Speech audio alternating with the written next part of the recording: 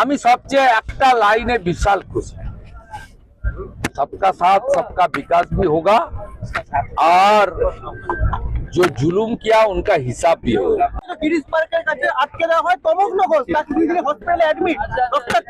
জগৎ দলে কর্মীরা মন্ডল একে 12 জন কর্মীকে রক্তাক্ত করেছে, 12 জন কর্মীকে রক্তাক্ত করেছে। গোটা রাজ্যে এরকম 15-20 জায়গায় করেছে। কর্মীদের ফিরতে দেন। কলকাতা পুলিশ থাকা সত্ত্বেও এই ধরনের ঘটনা। কলকাতা পুলিশ তো না, মমতা পুলিশ। যারা রাষ্ট্রপতি মহোদয়কে অপমান করে তারা কি পুলিশ নাকি? তারা কি অশোক স্তম্ভ বা সত্যমেব জয়তের মর্যাদা রাখতে পারেনি? আজকে সুনিশ্চিত হয়ে গেছে পরিবর্তন আসছে, এবং আজকে প্রধানমন্ত্রীজি যেভাবে বলেছেন, প্রধানমন্ত্রীজি বলেছেন সবকা সাথ সবকা বিকাশও যেমন হবে, সবকা হিসাবও হবে।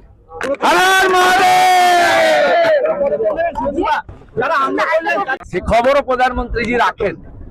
চন্দ্রকোনায় কোনো আলু চাষি দাম পায়নি বলে সুইসাইড করেছে, সেটাও প্রধানমন্ত্রী তার নজরে রাখেন। এর থেকে বড় কিছু প্রাপ্তি নেই। আমি সবচেয়ে একটা লাইনে বিশাল খুশি, सबका साथ सबका विकास भी होगा और जो जुलूम किया उनका हिसाब भी होगा। আজকে যেভাবে উত্তর কলকাতায় সমগ্র ভোটের উপর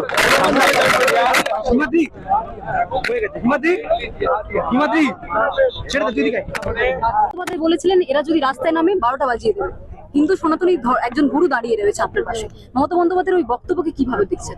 উনি তো ইফতার পার্টি করছেন, সারাদিন খেয়ে দিয়ে ইফতার পার্টি করছেন, হিজাব পরে। কানটা বের করুন, আছে অলওয়েজ কানটা বাইরে আছে।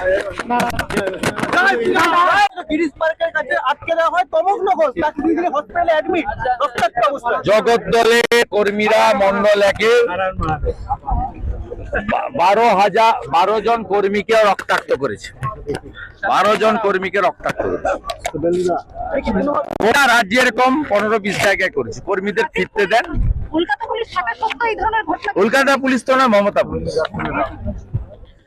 যারা রাষ্ট্রপতি মহোদয়কে অপমান করে তারা কি পুলিশ নাকি? তারা কি অশোক স্তম্ভ বা সত্যমেব জয়তের মর্যাদা রাখতে পারেনি?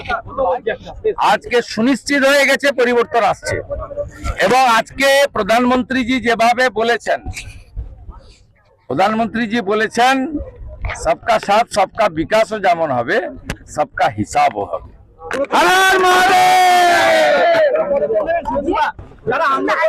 সে খবরও প্রধানমন্ত্রীজি রাখেন।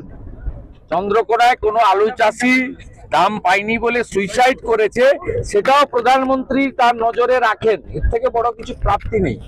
আমি সবচেয়ে একটা লাইনে বিশাল খুশি, सबका साथ सबका विकास भी होगा और जो जुलूम किया उनका हिसाब भी होगा। আজকে যেভাবে উত্তর কলকাতায় সমগ্র ভোটের উপর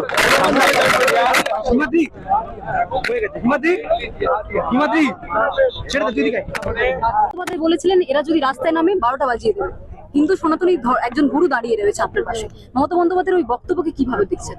উনি তো ইফতার পার্টি করছেন, সারাদিন খেয়ে দিয়ে ইফতার পার্টি করছেন, হিজাব পরে। কানটা বের করুন, আছে অলওয়েজ কানটা বাইরে আছে।